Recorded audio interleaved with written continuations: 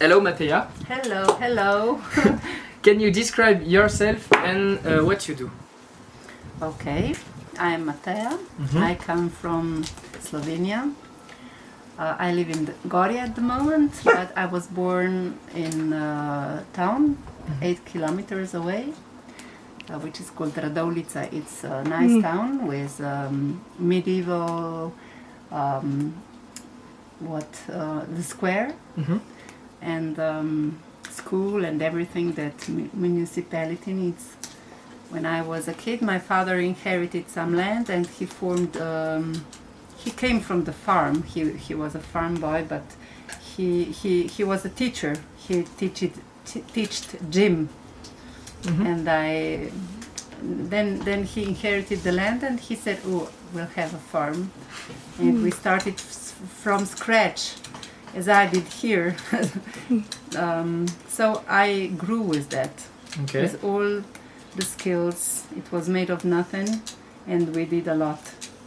And I did the same here, to say, because 7 years ago my father, my husband supported me by buying this land, and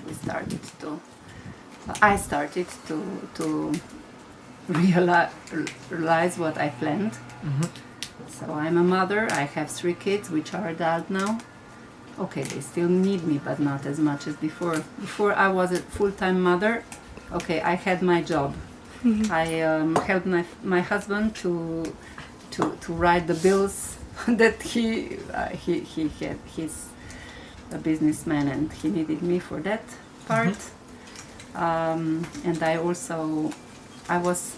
selling the food juice, the slow juicers, the grinding machines, the mills for making your own meal. Yes. And I did many workshops about healthy eating, but not like supplements, but what you can grow and then of course cook in your kitchen. So I did it all my life, and I just continue on this level where I have the organic farm. It is certified, which costs me about 200 euros per year, because I'm a small scale farm. It's only 1 hectare what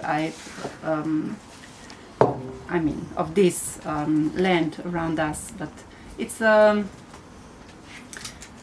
lot to do because we all do it by hands. We don't plow. This is kind of philosophy I have, to harm the nature at least as possible. So you don't use mechanical. I don't have tractor. If I need it, then I hire it. Yes. So I came this way because I wanted people to come around. Not that I have to see all the Slovenia and do the workshops around. And now I have it. A lot to do. But I'm really glad that I meet really good people here. It's not only about working, it's also about meeting people who have the similar way of,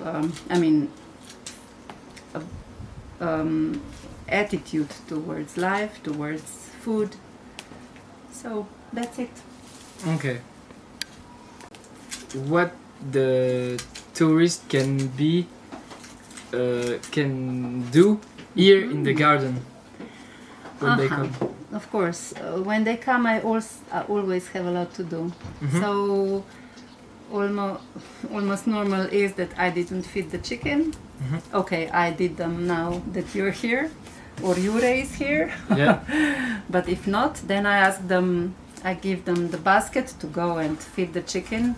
I used to have 2 really crazy roosters, but now they are gone and it's safe to go there. So that's the first thing. Then they go.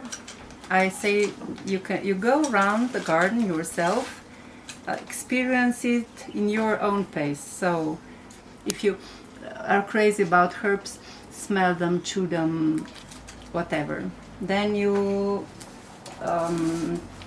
if you want to take some vegetables, if you know how to, you can do it yourself. If not, come back and I will help you with that.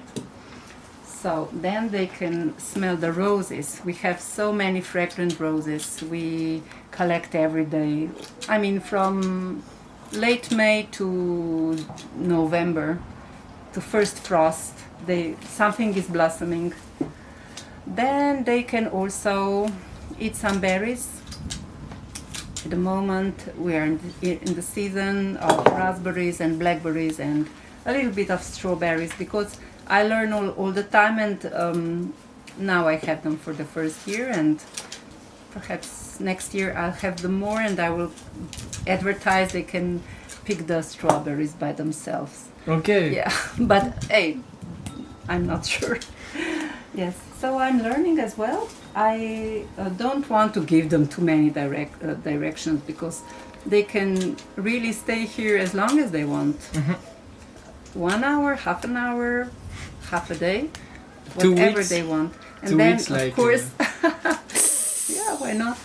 So I encourage them to come here under the hay rack, which is a building they don't build any longer, although this is new, but it serves other things, not only to dry hay and beans, and grains, what they used it for in the past. So here I have like an open kitchen.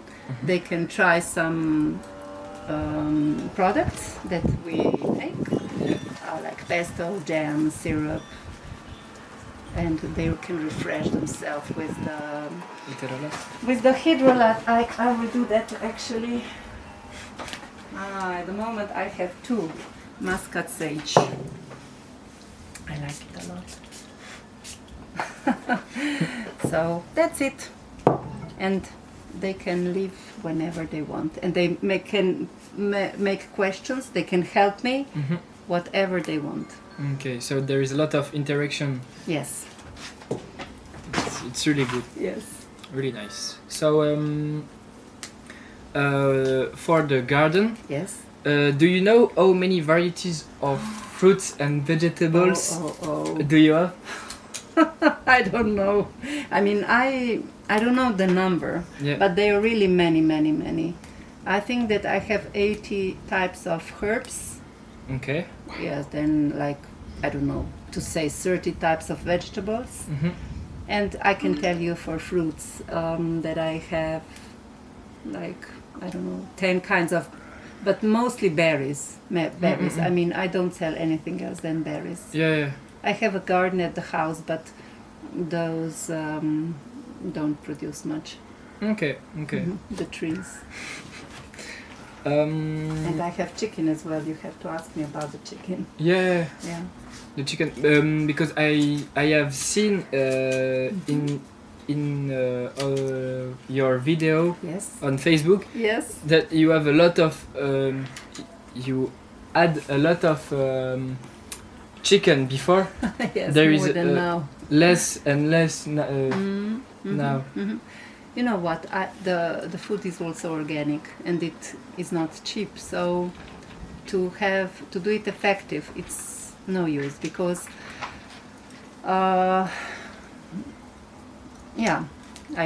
it's a long story, but I have them as many as I sell the eggs easily without doing nothing. So I could have more. I could have 100, but now I have only 20, 23, something like that. It's enough. Yeah. It's enough that you're not occupied with that too much.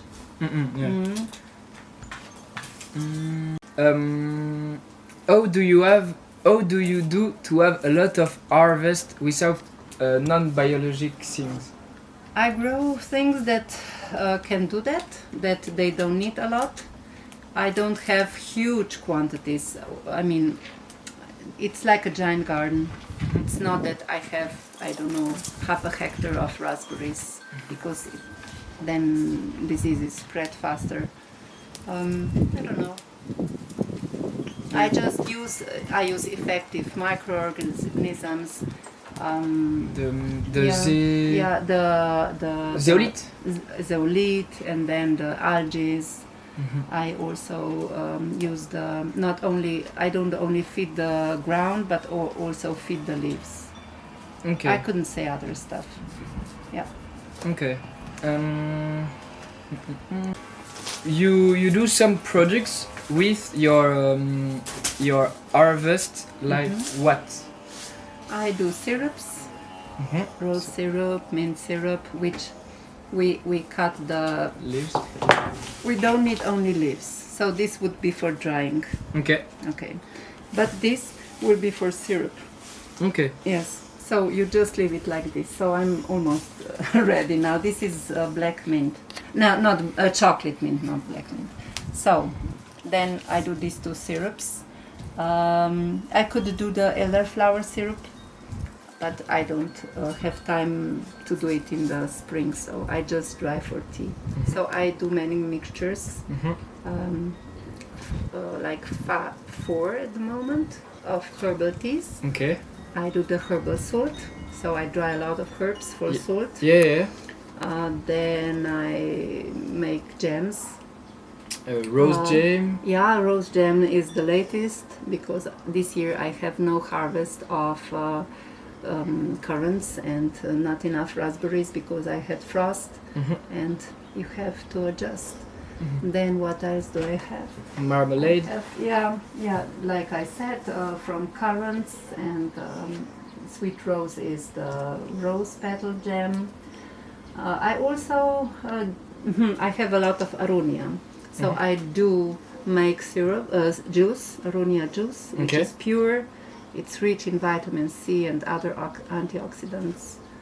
And I do the chili. We grow a lot of chili. So I do other products, but they are not at the moment. This year if I have enough berries, then I do some fruit leather as well, but you see I don't have it now. Then of course I sell all the veggies and berries, almost all to restaurants, or to people that come, so I don't preserve that. You do also a kombucha? Yes. I like kombucha because it's lifting me up. When I'm exhausted, then I take kombucha and life is better. Okay. And so, can you tell me the recipe of the rose jam? Oh, rose jam. It's easy, but you have to have ingredients. Like today we have petals gathered, and now I have to go to buy the sugar with pectin, like for making jams. And then I just use, if I have one, let's say half a kilo of these rose petals. Okay. But they have to be fragrant roses. Okay. Yes. Then I sprinkle half a kilo of sugar. Sugar for cooking marmalade.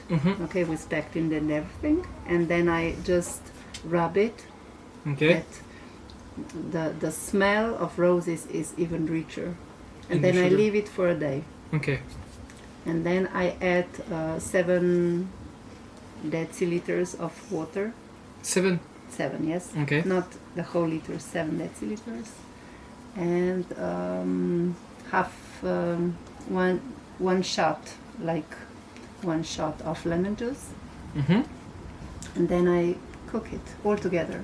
Okay. With rose petals. And then I just cook it for 5 minutes, but not boil, just like saute. And then I fill it in jars, and that's it. Okay. And after you put that in yeah, when it's hot. Okay. Clean hot glasses, and that's it. Okay, perfect. Thank you. Thank you. Oh, nice. Is it all? So how did you get the recipe of the rose jam? The recipe. The recipe. I'm the part of group which wants to be as sustainable as possible. And friend Tanya is also part of the group, and I know she grows a lot of fragrant roses. And once we had a gathering here, and she taught us how to do it. So I can easily pass the recipe on. Okay. So you see, we need these fragrant roses. You see, you would say, oh, this won't be red, but it will, because these red petals have a very strong coloring. Yeah, so you see, it looks like this when it's cooked.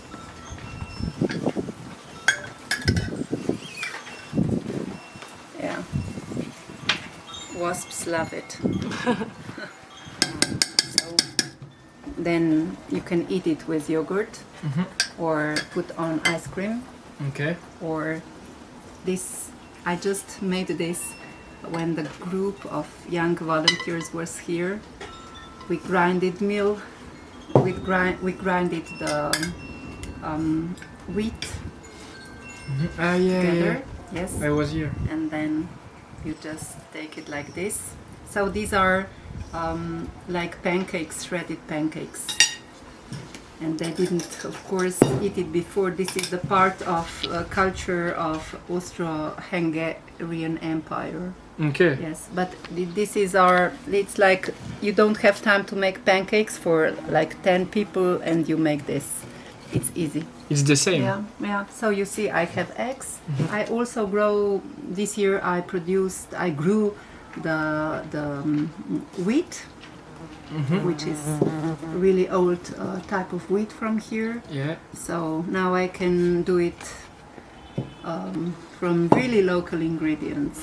My sister has a farm for milking cows, yes. Yeah. So this is really very local, as much as it can be. It's really nice. Can I try And it? of course, you see, it's not only to know how to do all this stuff. You have to know how to make the label, because it has to be all the ingredients, who did it.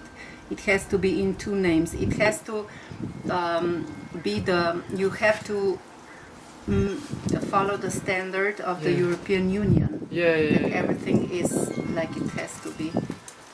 And of course you have to find the name out. So I named it Sweet Rose because I normally cook jams with less sugar, but this is really sugary.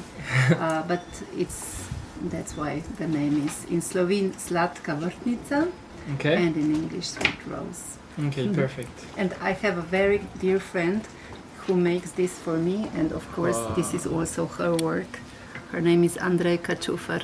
Okay, so she drew for you? Yes. She does everything I ask her for, and I'm really very delighted that it looks like this. It's easier if I have different jams that I see what is it before I read. That's it. You can try it if you are not afraid of wasps. I tried before. Yes. Every time it's different, you know, because oops.